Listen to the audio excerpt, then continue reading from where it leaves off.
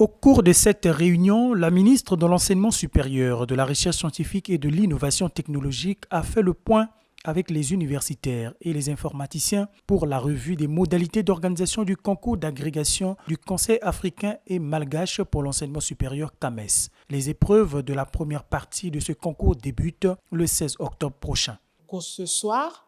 nous avons réuni aussi bien les présidents des universités, les doyens des facultés concernées par ce concours, ainsi qu'un certain nombre d'informaticiens et d'institutions qui sont outillés dans le domaine du numérique, afin que l'on puisse regarder quels sont tous les contours susceptibles d'être appréciés pour que nous puissions installer non seulement les loges virtuelles, mais aussi les salles de préparation des candidats.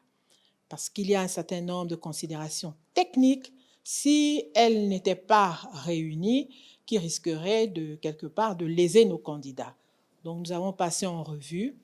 les questions relatives à la détermination des centres dans lesquels nous allons pouvoir installer nos loges virtuelles.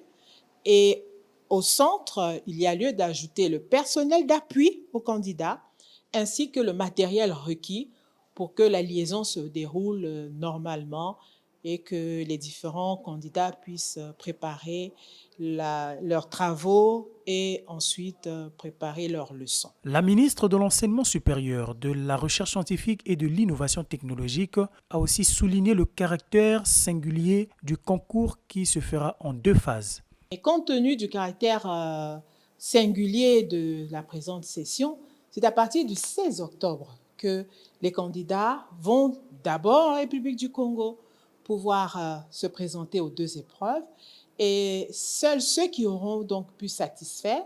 à ces 2 épreuves pourront par la suite, au début du mois de novembre, ils auront 1 semaine